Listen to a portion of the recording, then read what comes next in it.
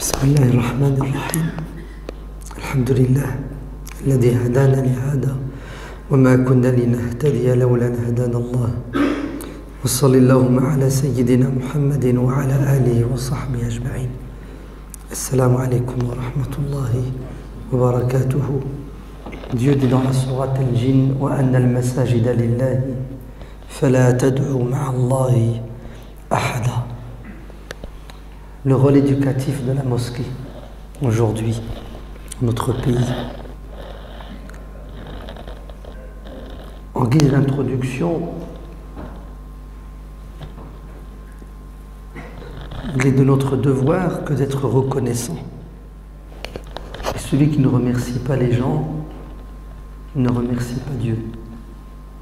Les premières personnes que nous devons remercier, ce sont nos parents, les anciens, ceux qui sont décédés, ceux qui sont toujours vivants et qui attendent leur tour, qui ont eu la foi et l'intelligence pour construire les mosquées. Car s'ils n'avaient pas fait cet effort, on ne serait pas là aujourd'hui. S'ils n'avaient pas donné de leur personne, de leur argent, s'ils n'avaient pas fait de sacrifice, il n'y aurait pas de mosquée en France. Ainsi, s'il y a de l'islam aujourd'hui en France, c'est parce qu'il y a eu des musulmans comme nos parents qui étaient animés par une sincérité sans précédent et le sens du sacrifice et de la responsabilité.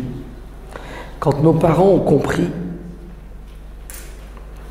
que leurs enfants nés en France, scolarisés en France, allaient grandir et vivre en France, ils ont tout de suite décidé, avant même de construire leur propre maison en France, de construire la maison de Dieu, pour que leurs enfants puissent fréquenter cette maison de Dieu afin qu'ils reçoivent une éducation islamique. Ainsi que Dieu bénisse nos parents, que Dieu les récompense. Et sachez que nos parents ont de la chance, parce qu'ils ont construit la mosquée, et nous allons fréquenter la mosquée. Et toutes les hasanats qu'on fera dans la mosquée reviendront d'abord à nos parents. Chaque prière qui sera accomplie dans cette mosquée, la récompense revient en premier lieu à ceux qui ont construit la mosquée, à ceux qui ont participé à la construction de la mosquée. Et ce, tant que la mosquée restera vivante. Tant que la mosquée existera. Même après leur mort, ils continuent à engranger des hasanats. Ça prouve que Dieu les a choisis, puisque ils ont investi, et c'est le meilleur des investissements qu'ils ont pu faire. Qu'Allah les bénisse. Et que Dieu les bénisse une deuxième fois, car ils ont construit dans un premier temps des mosquées qui étaient à la hauteur de leurs moyens, des mosquées dans des caves, des maisons transformées. Et 10 ans, 20 ans plus tard, nos parents sont sortis des caves pour construire des mosquées qui font la fierté de l'islam et des musulmans. Tous les projets aujourd'hui qui voient le jour, et ils sont nombreux, sont des projets, walillahi alhamd, qui sont réalisés par des gens qui ont le souci de l'ihsan, la perfection. Et vous êtes témoin de cela. Cette mosquée, il y a 20 ans, n'était pas comme ça. Regardez l'évolution. Et moi je me souviens, il y a plus de 10 ans, je suis venu ici, et maintenant je reviens et j'ai vu le changement et je le vois. Et tu es content, tu es heureux quand tu vois la propreté, quand tu vois le sens du goût, quand tu vois l'art. Tout ça, ça fait plaisir et ça prouve à nouveau cette sincérité, en fait la main de Dieu quelque part, non pas quelque part, sûrement, qui est là et qui accompagne nos parents. Alors ne décevons pas nos parents, parce qu'ils ont fait cela, certes pour eux, mais surtout pour nous, puisque c'est nous qui allons profiter beaucoup plus qu'eux puisque c'est nous qui allons squatter la mosquée. Ainsi, la mosquée, elle toute seule, a un impact éducatif. Quand je dis toute seule, c'est les murs, à eux seuls, jouent un rôle éducatif. Une ville où il n'y a pas de mosquée, où vous avez une communauté musulmane, ne ressemble pas à une ville où il y en a une. Vous entendez? C'est une grande différence.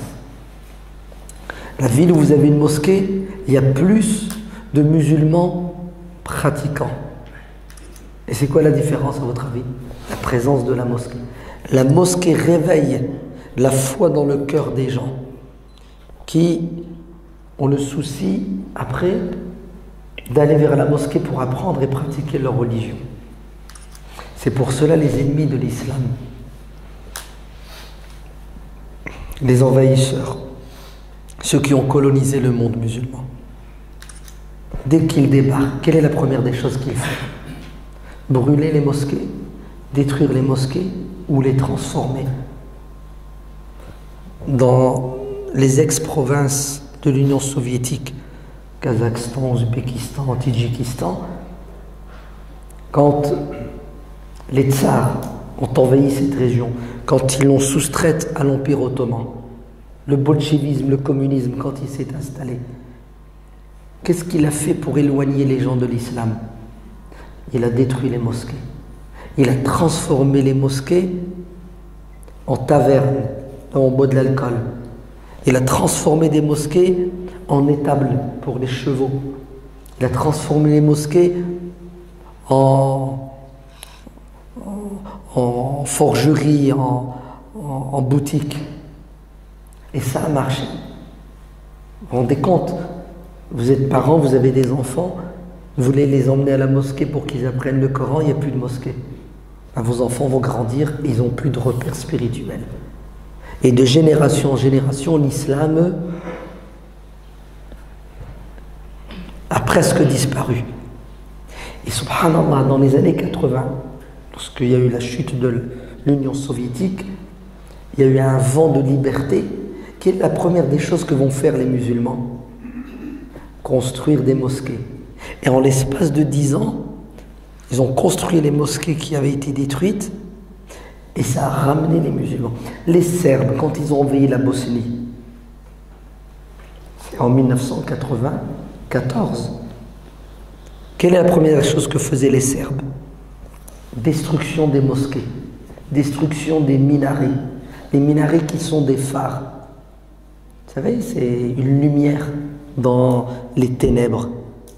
Vous imaginez, vous habitez dans une ville, vous entendez l'adhan. Vous êtes musulman de naissance, de culture. L'adhan, c'est un rappel. Les Serbes sont mis à raser, à détruire les mosquées. La guerre de Bosnie terminée, quelle est la première des choses que vont faire les musulmans bosniaques? Reconstruire les mosquées.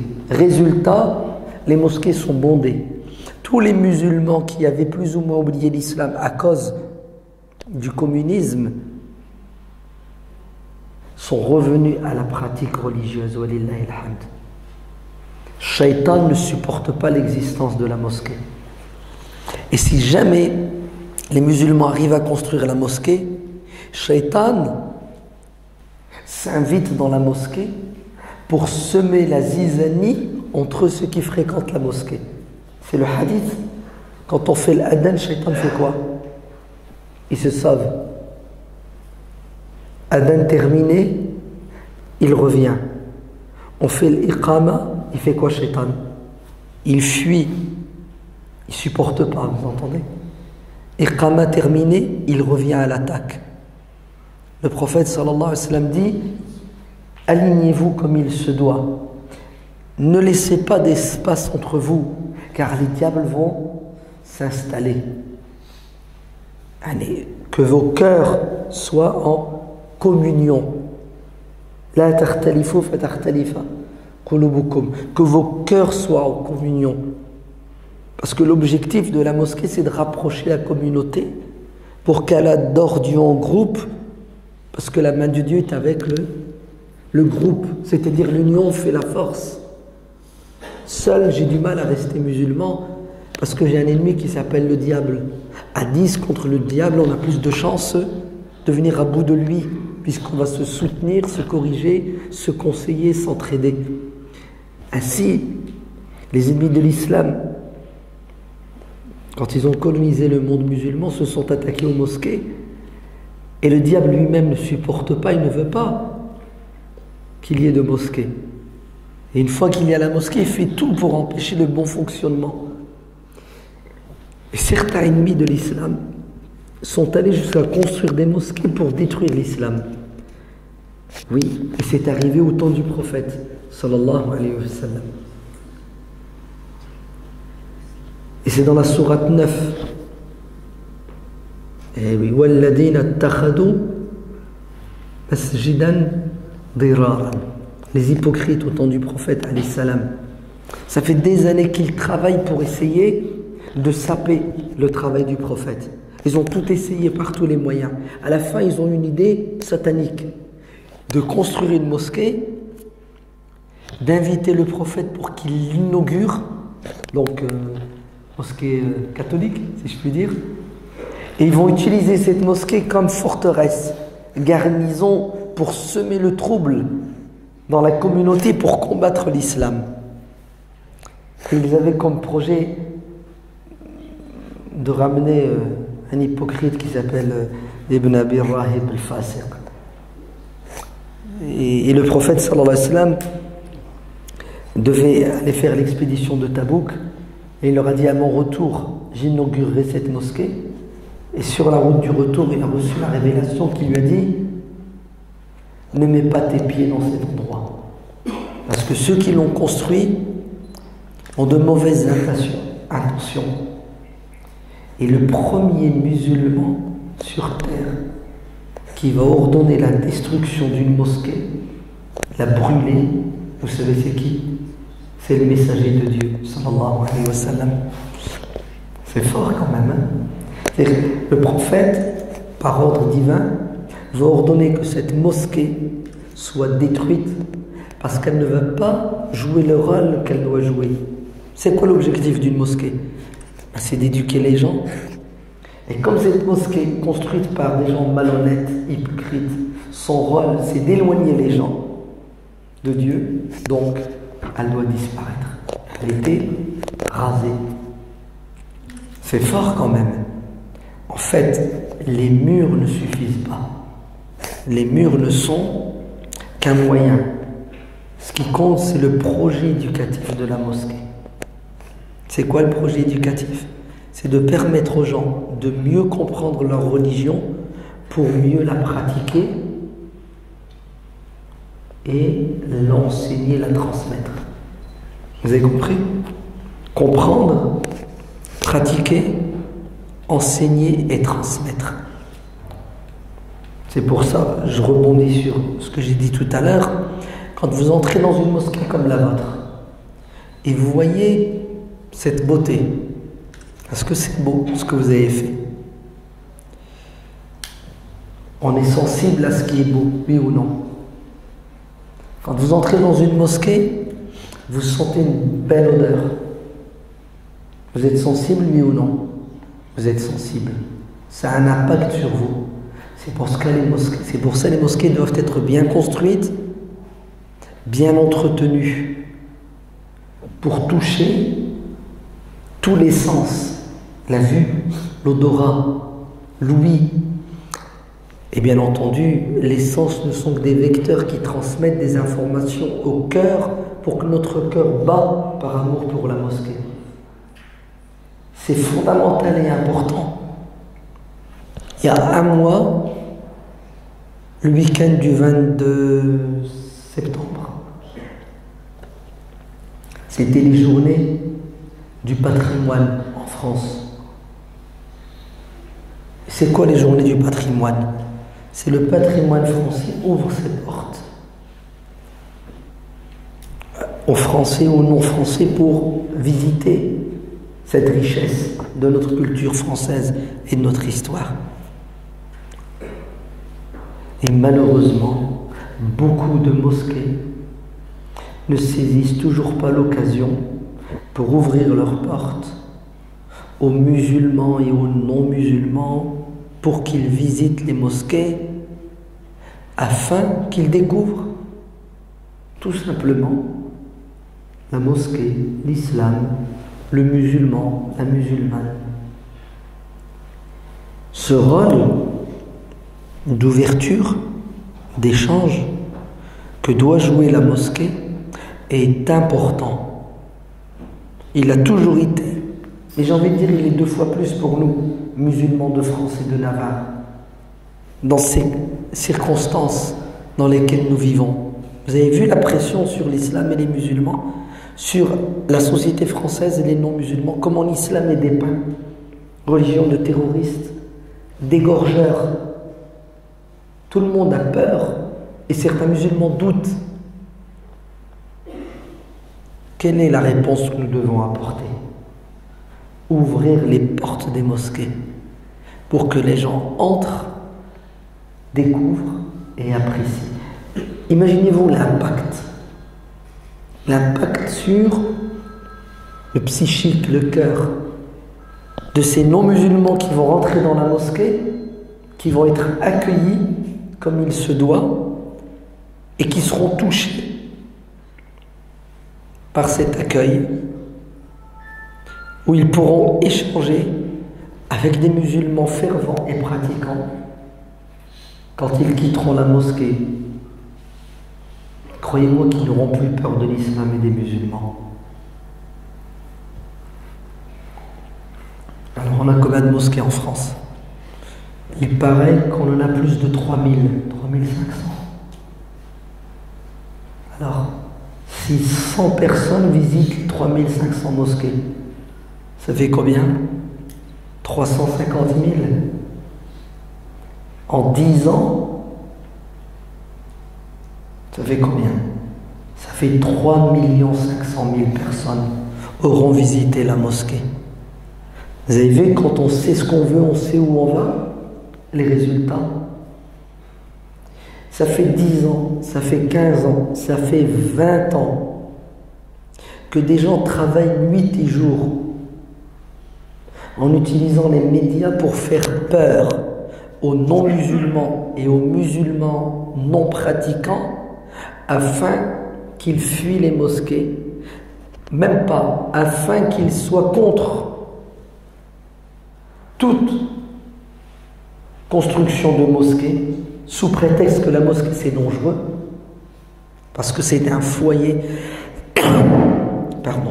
d'intégristes, de terroristes, d'islamistes égorgeurs.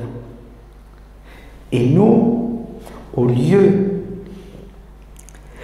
d'avoir la stratégie contraire, c'est-à-dire faire des belles mosquées, et ça on le fait, mais ouvrir nos cœurs, nos esprits et les portes des mosquées pour désamorcer la bombe,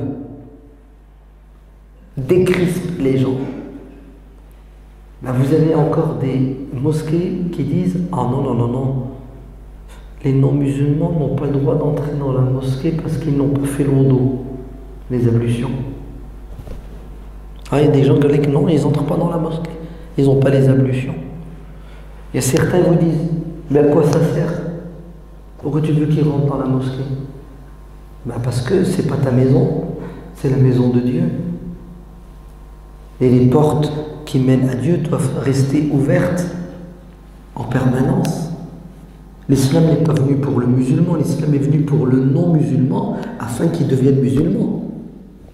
Logique ou pas logique? L'islam, le Coran, il n'a pas été envoyé aux musulmans. Le Coran a été envoyé aux non-musulmans. Le Coran, c'est un rappel pour qui? Pour les non-musulmans. Toi, tu es convaincu à faire classer. Donc, ne vous trompez pas, Allah yabarak fikoum. Vous avez fait une très belle mosquée. Elle a un impact sur vos enfants. On va en parler juste après. Mais ce n'est pas suffisant. Elle doit avoir un impact sur la société. Elle doit jouer un rôle éducatif sur la société. Vous savez qu'est-ce qu'il faudrait? Il faudrait que pour 2015, avant le 30 juin 2015, vous inscriviez la mosquée dans le patrimoine. Vous allez à la mairie vers avril, mai, et vous dites on voudrait que les services de la mairie inscrivent la mosquée dans les lieux que les gens vont visiter. L'église, la synagogue, la mairie, le château de trucs, etc. Et la mosquée. Comme ça, la pub sera faite et la journée du patrimoine, vous ouvrez votre cœur et les portes de la mosquée et vous accueillez les gens. Est-ce que vous savez que dans certaines mosquées, on a reçu des gens musulmans qui n'ont jamais mis leurs pieds dans une mosquée? Des musulmans. Ils sont nés, ils ont grandi en France. C'est la première fois de leur vie qu'ils sont entrés dans une mosquée. Vous savez pourquoi ils ne sont jamais entrés dans la mosquée? Parce qu'ils avaient peur d'entrer dans la mosquée. Ce sont des témoignages. Pourquoi ils avaient peur? Ils disaient parce qu'on ne fait pas la prière. La mosquée, c'est réservé pour ceux qui ne font pas la prière. Elle te dit, bah écoute, je ne peux pas entrer dans la mosquée, je ne mets pas de voile. La mosquée, c'est réservé pour les voilés. Je ne peux pas entrer dans la mosquée parce que je ne sais pas comment je vais être reçu. Allez, peut-être qu'on va me lapider, on va me rejeter. Plein d'a priori, plein de barrières.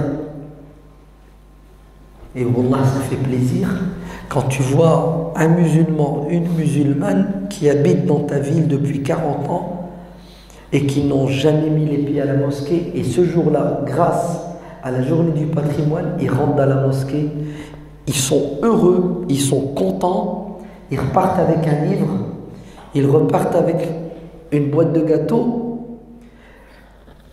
6 mois plus tard, ils reviennent pour inscrire leur enfant pour apprendre l'arabe et le Coran à la mosquée. C'est beau, c'est pas beau? C'est magnifique. Fallahi barak fikoum, ouvrez la mosquée. Vous avez une belle mosquée, il faut savoir la vendre. Deuxièmement,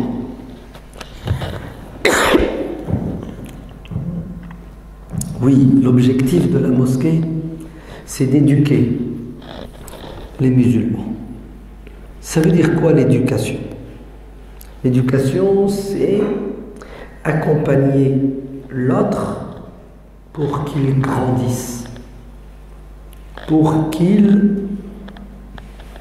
évolue, pour qu'il s'améliore, pour qu'il essaie d'atteindre la perfection, al-ihsan. Ainsi, la mosquée doit avoir un projet d'éducation. Si elle n'a pas de projet, elle faillit à son rôle. Vous voulez que je vous dise la vérité? Malheureusement, beaucoup de mosquées n'ont pas de projet éducatif. Pourquoi? Parce que ceux qui ont construit les mosquées avaient certaines compétences dans la construction, mais ils n'avaient pas de compétences dans l'instruction et l'éducation. Donc c'est tout à fait logique et normal qu'ils n'aient pas pensé à ce volet-là. Alors, on a des cas en France où vous avez la mosquée, elle est ouverte pour les prières, elle est ouverte pour la prière du vendredi. Il y a des cours d'arabe, de religion, et puis 10 ans, 20 ans plus tard, quand vous faites le bilan, ben, il est catastrophique. Pourquoi il est catastrophique? Parce que en 20 ans, tu regardes le nombre d'enfants qui sont rentrés à la mosquée, qui sont sortis, il reste combien à la fin? 5, 6, 10. sur 2000, 3000 gosses qui sont passés à la mosquée. Les autres ont disparu dans la nature. Peut-être qu'ils reviendront un jour, puisqu'il y a quand même une graine qui a été semée. Mais c'est quand même malheureux que la mosquée n'ait pas réussi à garder ces centaines et ces milliers de musulmans en son sein. Et pourquoi ça? Il faut faire un bilan, il faut reconnaître notre échec. Vous savez pourquoi? Parce qu'il n'y a pas eu de projet éducatif pensé, réfléchi, clair, et on ne s'est pas donné les moyens pour réaliser notre projet. Alors, vous avez certaines mosquées qui font du très bon travail et on voit les résultats. Mais la majorité, c'est un échec. C'est un échec. Parce que le projet éducatif, soit il n'existe pas, ou soit il est bancal, ou quand il existe et il est correct, on ne met pas les moyens. Regardez, écoutez bien ce que je vais vous dire. Aujourd'hui, vous avez des projets de mosquées à 3 millions, 4, 5 millions, 6 millions, non, 17 millions d'euros, 22 millions d'euros. Pourquoi pas? Tu grattes un peu, tu dis aux responsables du projet, vous avez prévu quel budget pour l'éducation? On verra après. Ce qui nous intéresse maintenant, c'est les murs, la construction. On verra après.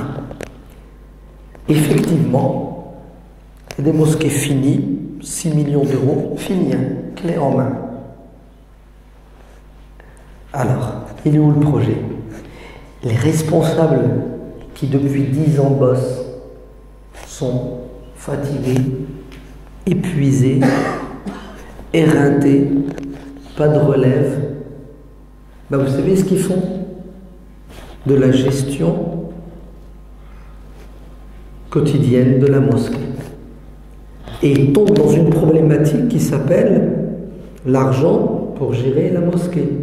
Parce qu'une mosquée de 5 millions d'euros, c'est pas 2 000 euros par mois qu'il te faut. Hein. C'est 10 000 euros par mois. L'éducatif, c'est plus une priorité. Même si ça l'est dans la tête, dans les faits, impossible. Et tu as envie de te dire, mais pourquoi est-ce qu'on a mis 5 millions alors qu'en fin de course, ce pourquoi la mosquée elle est censée servir, on n'a plus les moyens humains et financiers. Ne vous trompez pas. Le but de la mosquée, c'est celui qui rentre doit ressortir avec une plus-value. Tu ramènes les gosses à la mosquée elle doit les aider à changer. Nos parents viennent à la mosquée, ils doivent ressortir avec quelque chose. Les femmes viennent à la mosquée, elles doivent repartir avec une plus-value. Sinon, la mosquée va se transformer en club du 3e âge pour nos parents. Oui, un squat. Ils ne peuvent pas aller au café, c'est haram. Donc, pour nos parents, ça devient un club du 3e âge. Pourquoi pas les bagues? C'est pas son rôle essentiel, mais oui, il faut penser à nos parents, à la retraite. Il faut qu'ils trouvent à la mosquée un lieu, un moment pour se détendre, puis même avoir des activités. Nos parents, on n'est pas vraiment, ils s'ennuient. Et quand quelqu'un s'ennuie, il fait des bêtises. Ah bah oui, l'oisiveté est la mère de tous les vices. C'est la réalité.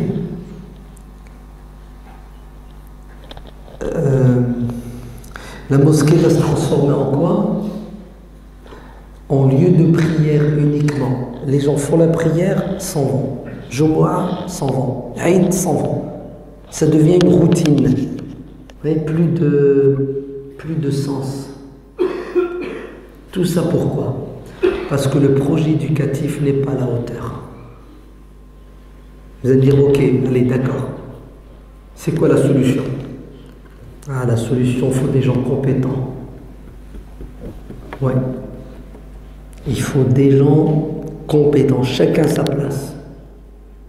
Le chauffage de la mosquée doit être entretenu et géré par un chauffagiste. L'électricité par un électricien.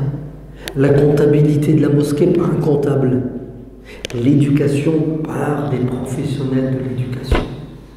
Sinon, c'est du bricolage, pour ne pas dire du travail d'arabe. Désolé pour l'expression. On fait du surplace. On va faire comme l'éducation nationale. À chaque changement de gouvernement, de nouveau ministre de l'éducation, on fait une réforme. C'est ça? Une réforme. Une réforme. Résultat, l'éducation nationale ne fait. Il faut se donner les moyens humains, des pros, des gens qui y croient, qui en veulent. Il faut se donner les moyens financiers. L'éducation, c'est pas gratuit. Le budget le plus important de l'État, c'est l'éducation. Ben, c'est malheureux chez nous musulmans. L'éducation et l'argent ne font pas bon ménage. Oui. On veut faire des travaux, ça va coûter 800 000 €, pas de problème. On va les récolter et on arrive à les récolter. Par contre, il nous faudrait 200 000 € pour l'éducation. Quoi? Qu'est-ce que t'as dit? T'es fou? 200 000 € pour éduquer? Pas besoin d'argent pour éduquer. Et on donne à l'éducation des miettes. Et tu le vois, hein? Au mois de septembre. Bon, maintenant, certains s'y prennent à l'avance. Au mois de juin, quand les parents viennent pour inscrire les enfants à la mosquée, c'est combien? Le responsable, il a peur d'annoncer le prix. C'est 15 €. C'est timidement 15 €. Ah, ça fait cher. Si tu as 2, c'est 10 €. Si tu as 3, c'est 5 €. On brade. Tu t'imagines, toi, ton gosse, il vient à la mosquée pendant un mois, 4 heures par semaine, ça fait 16 heures et ça coûte 15 €. C'est même pas 1 heure de cours de soutien de mathématiques. C'est combien 1 heure de Academia? Non, on va rester. C'est 27 €. 1 heure de maths. Ouais. 27 €. 1 heure de din, 2,7 €. Avec 6 mois de retard. Oui ou non?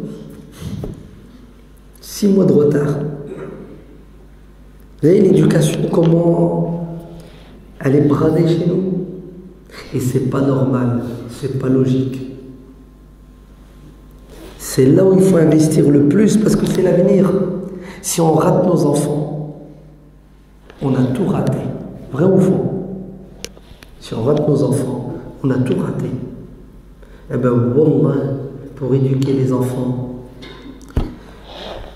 c'est pas gratuit. Il faut des personnes compétentes à la hauteur, il faut des moyens, il faut un programme, et tout ça, c'est un effort, c'est un investissement.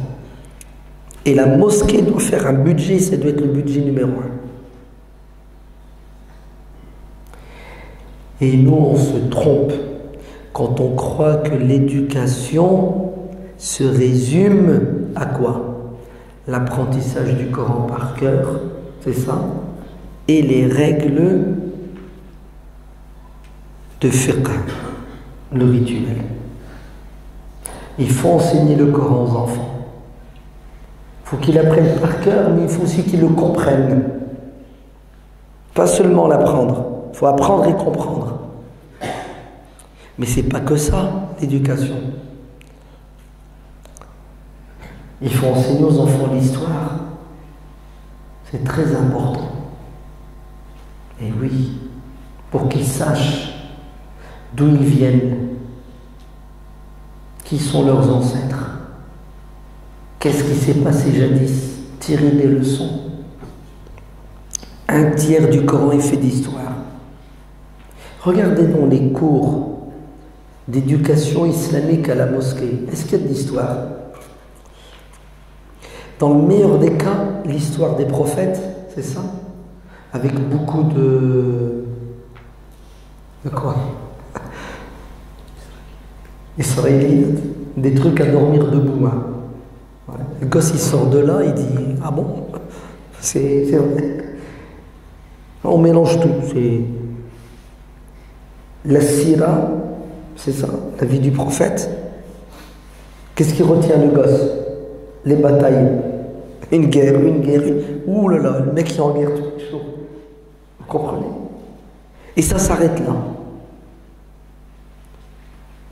Le gosse ne ressort pas, après 5 ans, 6 ans à la mosquée, avec une culture historique. Il ne sait pas. On n'a pas développé chez lui la fierté de l'appartenance à une religion et à une communauté, à une civilisation. Et c'est grave. On a réduit l'éducation au rituel, on remplit la tête des enfants, on ne fait pas vibrer leur cœur. Mais le top, c'est quoi? C'est qu'ils ne pratiquent pas ce qu'ils apprennent. Ils ne pratiquent pas. On est toujours dans la théorie. Normalement, quelqu'un, tu lui donnes la théorie, après tu lui fais des exercices. C'est ça, pour voir si il a bien compris et sait faire. Là, quand tu vas lui parler de la propreté, et il sort de là à faire classer. Tu ne vas pas lui faire un exercice pratique sur la propreté. Le gosse, tu vas lui parler de civisme. Tu ne vas pas l'emmener pour faire du civisme dehors. À la fin, regardez ce qui se passe chez nos jeunes. La religion, pour lui, c'est un ensemble de connaissances qu'il doit assimiler, retenir, avoir une bonne note et passer. Le même système que l'éducation nationale. C'est ça. Tu apprends, tu es interrogé, tu répètes bien comme il faut, tu es sanctionné par un diplôme au suivant. C'est pas de l'éducation, ça. C'est pas tarbiya. La tarbiya, vous savez ce que c'est? Il faut qu'il soit convaincu. Ce qu'il a appris, il faut qu'il le comprenne et qu'il l'aime si bien qu'il met en pratique ce qu'il a appris. Et là, tu vois l'enfant grandir et il change. Parce que ton objectif, c'est de l'éduquer. Et ça, c'est un problème dans nos mosquées. Vous avez des profs qui enseignent, mais qui n'éduquent pas. Et ça devient très, très, très dur pour les parents. Car les parents déposent les gosses à la mosquée en croyant que la mosquée va les éduquer. Donc, ils ont délégué leur rôle de parents. Et le gosse grandit. Et en fait, c'est du vernis. Il n'y a pas de profondeur dans ce qui se passe à la mosquée. 12 ans, 13 ans, le gosse fuit la mosquée. Sauf une infime minorité des rescapés. Donc faites attention, je parle aux responsables de la mosquée, aux responsables surtout de l'éducatif à la mosquée. Il faut être courageux et reconnaître qu'il y a des failles terribles dans notre système éducatif à la mosquée. Sinon on va perdre nos gosses. Astaghfirullah, c'est déjà fait, on en a perdu beaucoup. Mais il n'y a pas que les enfants qu'il faut éduquer à la mosquée. La mosquée, c'est pas que les enfants qu'elle doit éduquer. Elle doit éduquer les jeunes. Mais vous n'avez pas remarqué ce qui se passe? Ils viennent à la mosquée quand ils sont petits parce que les parents les ramènent, voire parfois font pression, les forcent. Une fois qu'ils atteignent l'adolescence, ils sont jeunes, ils font une pause. Ils vont faire un petit tour chez Shaitan. hein, le monde des shahawat. C'est un problème.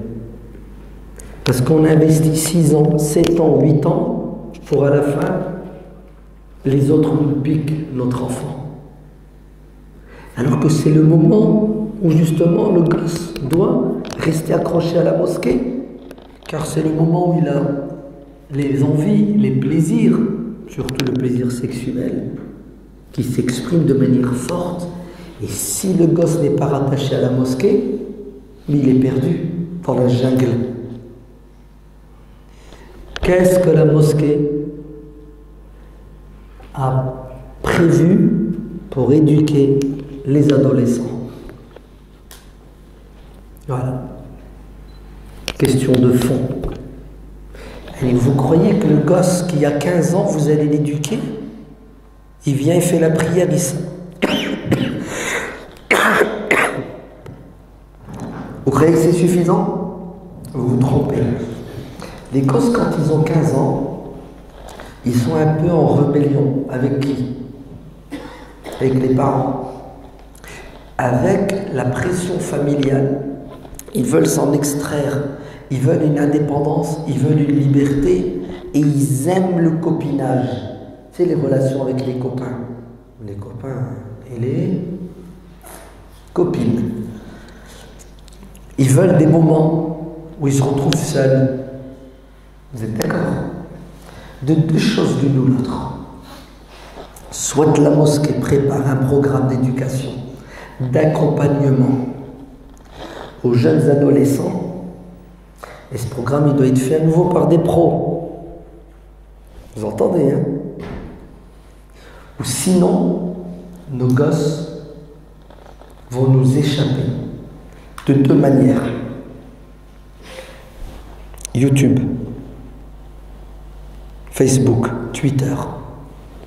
Ils vont créer un monde virtuel dans lequel ils vont vivre, qui va les éduquer, qui va les transformer. Ou la rue. Bon, les deux se ressemblent. Pourquoi? Parce que à la mosquée, il n'y a rien. On ne lui a pas proposé quelque chose qui va le satisfaire. Je vous donne un exemple. Normalement, toutes les mosquées, les samedis soirs, devraient créer des activités pour les jeunes. Il faut que les jeunes, le samedi soir, ils viennent à la mosquée. Et il fait quoi la mosquée? Qiyamul Layl, à 15 ans. Allez, on va être sérieux. Oui, un peu de qiyam, mais le jeune, il a besoin de passer une soirée avec ses amis, il a besoin de rire, il a besoin d'être en compétition, il a besoin de quoi? D'être valorisé. En fait, il a besoin d'exister. C'est pour ça qu'il faut que dans la mosquée, il y ait un endroit, une salle de jeunesse, où ils vont passer la soirée, ils vont se faire à manger entre eux. Parce que s'il ne vient pas manger un kebab à la mosquée, il va le manger où son kebab? Dehors. S'il ne vient pas à la mosquée, rigoler, s'amuser avec ses copains, il va rigoler, s'amuser dehors. Et si tu le retiens chez toi, il va s'enfermer dans sa chambre et il va rigoler avec ses copains via Facebook. C'est compliqué ce que je dis, c'est du travail, c'est de l'investissement. Nous, on n'a pas conçu nos mosquées en pensant à cette frange de la communauté qui est fondamentale. Wallah, si on rate le virage des adolescents, ils sont où nos jeunes? Donc, que les mosquées se mettent à la page et qu'ils suivent l'évolution et qu'ils apportent des réponses concrètes aux défis, parce que c'est un défi. Et ça sera de plus en plus dur pour ceux qui ont des gosses qui ont 7-8 ans. Parce que les besoins sont de plus en plus précoces. Vous savez, ce besoin de s'extraire de la tutelle des parents, il commence très jeune maintenant. C'est cette rébellion. Donc l'éducation de nos adolescents à la mosquée doit être bien pensée, revue à la lumière des besoins, à la lumière des défis. Sinon, ils vont nous échapper, si ce n'est déjà fait. La mosquée doit être aussi un lieu pour l'éducation de nos femmes. Il faut que les femmes viennent à la mosquée. Il faut ouvrir la mosquée aux femmes. Bon, alors là, je vais exagérer. Vous êtes prêts? Il faut obliger les femmes à venir à la mosquée. Parce que si les femmes ne viennent pas à la mosquée, elles vont aller où, à votre avis? Vous allez me dire, elles restent à la maison. C'est ça? Celui-là et celui-là en plus, si tu veux.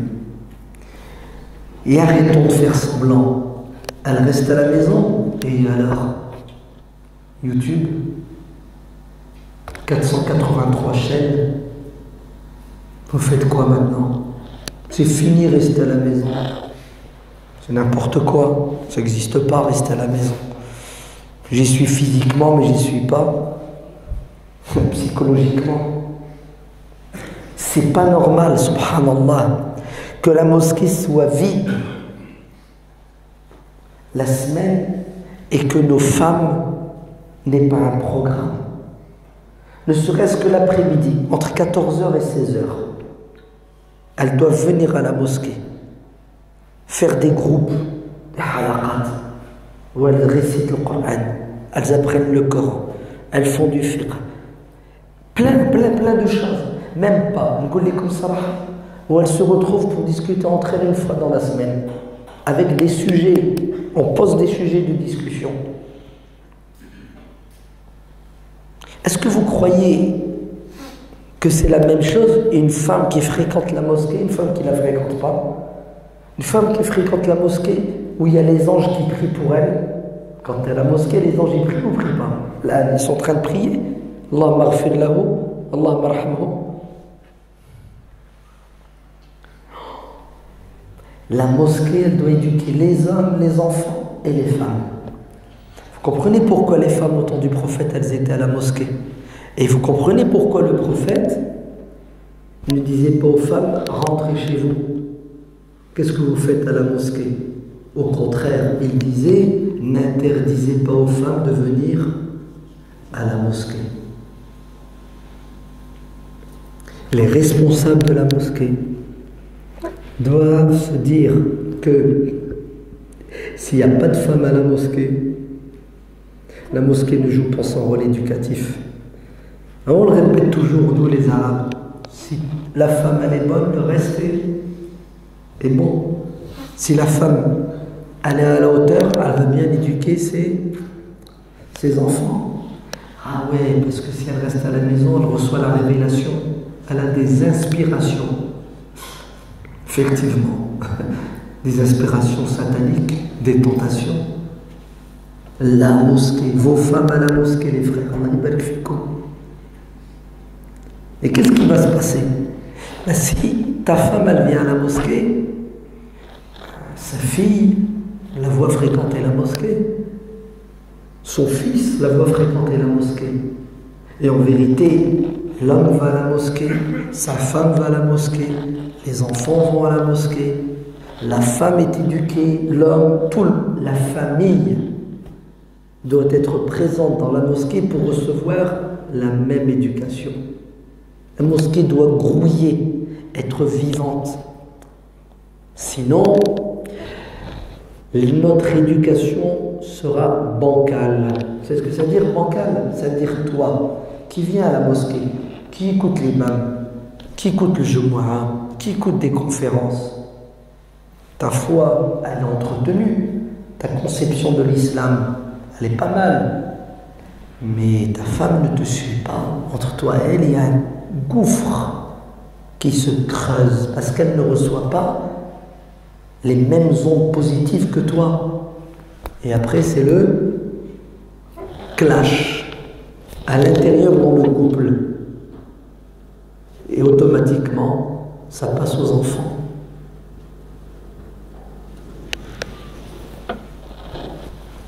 Les jeunes filles doivent recevoir une éducation à la mosquée. Parce que, wallah, si on perd nos filles, on a tout perdu. Et le diable, humain ou non humain, met le paquet pour détourner justement nos filles. Ça marche ou ça marche pas? Ça marche, hein? Vous le savez. C'est une catastrophe. Allah te tu verses des larmes chaudes parce que tu dis, mon Dieu, qu'est-ce qui se passe? Vous savez ce qui se passe? Elles ne sont pas où il faut. Elles ne vont pas assez où il faut qu'elles aillent. La mosquée. Bon, il se fait tard, c'est bientôt l'Aïcha. L'objectif de la mosquée, c'est d'aider les gens à changer, à évoluer, à grandir. Au niveau spirituel, au niveau intellectuel, au niveau moral et au niveau psychologique. Pour que cela se fasse, il faut que ceux qui fréquentent la mosquée prennent conscience que les murs ne sont que des moyens. L'objectif, c'est liyuzakihim. C'est la tazkiya, l'éducation. Et cela ne se fera que si et seulement si vous décidez de vous prendre en charge. Personne ne le fera à votre place. Arrêtez de rêver. Bon, je vais vous le dire autrement. Vous savez, les responsables de la mosquée sont des êtres humains comme vous. Et ils ont des obligations familiales. Ils ont un boulot. Ils ont leurs faiblesses. Et malgré cela, ils donnent du temps, ils se sacrifient. Et la majorité des gens qui fréquentent la mosquée les observent, les regardent et ne leur donnent pas de coup de main.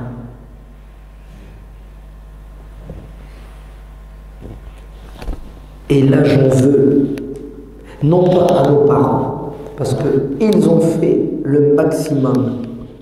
J'en veux à vous, les jeunes, qui avez des compétences, qui avaient du temps et qui rentraient, priaient et sortaient. Vous n'avez pas le droit de faire ça. Vous devez venir à la mosquée, prier et aider la mosquée à jouer son rôle. Parce que vous avez des qualités, vous avez des compétences. Qui va s'occuper de ces jeunes? Vous croyez que parce qu'assis sur les bancs de l'école coranique, en apprenant des parties du Coran, c'est suffisant? Ces jeunes ont besoin de tuteurs spirituels et éducateurs. Ils ont besoin que vous qui êtes plus âgés, vous les preniez en charge, des groupes de 5, 6, et que vous les suiviez, que vous leur parliez, que vous les écoutiez. Il faut que la mosquée se transforme en ruche, chacun à sa place. Une reine, l'imam, le référent, celui qui met les limites. Et après, écoutez, il y a les ouvrières, chacun va ramener du pollen, les autres vont battre des ailes pour la clim, les autres elles vont nettoyer. Vous n'avez pas le droit de consommer sans produire, sinon les caisses elles vont se vider. Alors les jeunes, Allah yabarak fikoum, investissez-vous dans la mosquée en offrant vos services selon vos capacités, vos compétences. Et le plus important, c'est l'éducation de nos enfants, de nos adolescents. Sinon, les mosquées vont disparaître. Elles ne vont pas disparaître parce qu'elles vont être détruites. Elles vont disparaître parce qu'elles seront des coquilles vides. Et vous allez avoir 3-4 gosses. Si vous en reste un qui tient la route, vous serez le plus heureux. Sinon, dans des familles, ils perdent le sens. Et ça sera de notre faute. Parce qu'on s'est contenté de la solution la plus facile. Oui, vous voulez quoi? De l'argent? Tiens, 50 euros, 100 euros, 1000 euros. C'est bon, je suis tranquille. Non, vous vous trompez. Tiens mon argent, tiens mon cœur, tiens ma tête, je donne le maximum. Et le plus important, c'est le cœur. C'est l'Aïcha. Toute chose a une fin. Qu'Allah vous protège et vous bénisse. Et qu'Allah nous donne la force d'éduquer nos enfants. Et les enfants des musulmans. Pour qu'Inch'Allah, ils restent musulmans. Et qu'ils soient au minimum comme nous, voire meilleurs que nous. Ne vous disputez pas. Sinon, vous allez vous diviser. Et si vous vous divisez, vous allez disparaître. L'union fait la force. Mais pour qu'il y ait de l'union, il faut qu'il y ait de l'intelligence. L'intelligence, c'est de mettre de côté ce qui est secondaire et de garder ce qui est fondamental. Il faut savoir s'unir sur ce qui est vital et mettre de côté ce qui est secondaire. Car le diable veut notre peau et la peau de nos enfants. Et chaque jour qui passe sans qu'on se soit investi, c'est un pas en arrière, car le diable ne se fatigue pas. Il travaille 24 heures sur 24 pour que l'on recule. Plaisir de vous retrouver, Inch'Allah. Assalamu alaikum wa rahmatullahi wa barakatuh.